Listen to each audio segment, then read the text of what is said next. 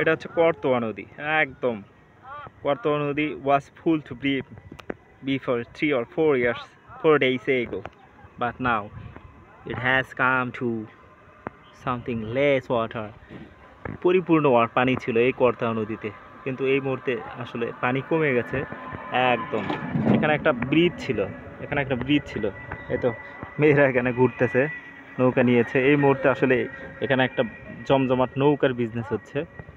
পুরো পাড় জুড়ে আসলে সবুজের সমারোহ। উপরে আকাশ ভেরি ক্লাউডি, বৃষ্টি যে কোনো সময় পড়তে পারে, কারণ নদী এলাকাগুলোতে আসলে বাষ্পীয় হওয়ার কারণে আসলে পানি বেশি হয়। একদম নদীটা এই মুহূর্তে অনেক সুন্দর। এখানে শত শত মানুষ আসে আসলে বিকালবেলাতে, এবং এই এরিয়াগুলো এই জায়গাটা ভ্রমণ করে। এটা মূলত করতোয়া ব্রিজ, একদম অনেক সুন্দর একটা ব্রিজ। গত 2 বছর ধরে এই ব্রিজটি তৈরি করা হচ্ছে। একদম নদীর ওপাশ ঘিরে একদম আরও সুন্দর এরিয়া। ঈদের দিনগুলোতে আসলে ঈদের আগে এবং পরে 2-3 দিন অথবা 5 দিন ধরে এই আশপাশ মূলত পর্যটন কেন্দ্রের মতো মানুষ ভরপুর থাকে।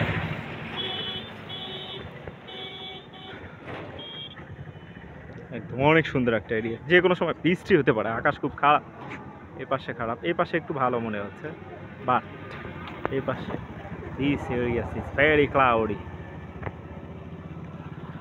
একদম অনেক পর্যটক, এখন অবশ্য কম, কারণ আকাশ খারাপ, মানুষ ওভাবে আসলে বের হয়নি।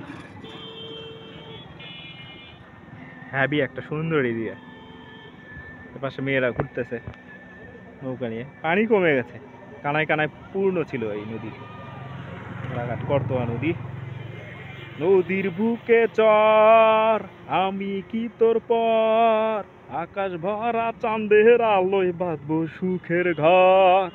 নদীর বুকে চর আমি কি তোর পর, আকাশ ভরা চাঁদের আলোয় বাঁধবো সুখের ঘর। মানস রচদেব ভারতীয় একজন অভিনেতা। এই পুরো গানটাকে একদম অন্য জায়গায় নিয়ে গেছে আসলে। শাকিব খান বললো যে এই ছবিটাতে যদি 100 কোটি পারিশ্রমিক পায়, তাকে যেন 25 কোটি দেওয়া হয়। আমি বলবো এই 8 সেকেন্ড অথবা 10 সেকেন্ড এন্ট্রির জন্য মানস রচদেবকে যেন 50 কোটি টাকা দেওয়া হয়, কারণ এই একটা ছেলে, এই একটা ভিলেন 8 থেকে 10 সেকেন্ডের চরিত্রে পুরো সিনেমাটাকে একদম আকাশে নিয়ে গেছে। হ্যাভি একটা সিন। নদীর বুকে চর আমি কি তোর পর, আকাশ ভরা চাঁদের আলোয় বাঁধবো সুখের ঘর। নদীর বুকে চর আমি কি তোর পর, আকাশ ভরা চাঁদের আলোয় বাঁধবো সুখের ঘর। এক সেই scenery, what a scenery, very beautiful scenery. This is the high tide traveling here. একদম পর্যটন কেন্দ্রের মতো। এখানে এসে আপনি আপনার ফ্যামিলি সহ ঘুরতে পারেন। খুব সুন্দর একটা এরিয়া, একদম একদম কঠিন একটা সুন্দর এরিয়া এই সময়ে ভ্রমণের জন্য, বিশেষ করে বিকালবেলা। আর এখন তো আরও কথাই নেই, যদিও বৃষ্টির ভয় আছে, তবে ছাতা নিয়ে আসলে মনে হয় একটু বেশি ভালো হয়। নদী এলাকাতে আসলে যেহেতু বৃষ্টি একটু বেশি হয় বাষ্পীয় ভবনের কারণে পানির।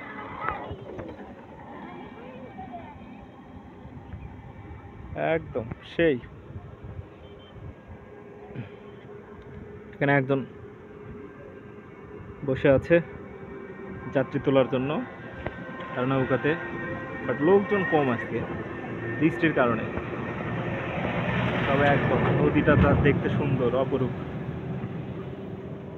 নদীর বুকে চর আমি কি তোর পর, আকাশ ভরা চাঁদের আলোয় বাঁধবো সুখের ঘর। একদম পচাম।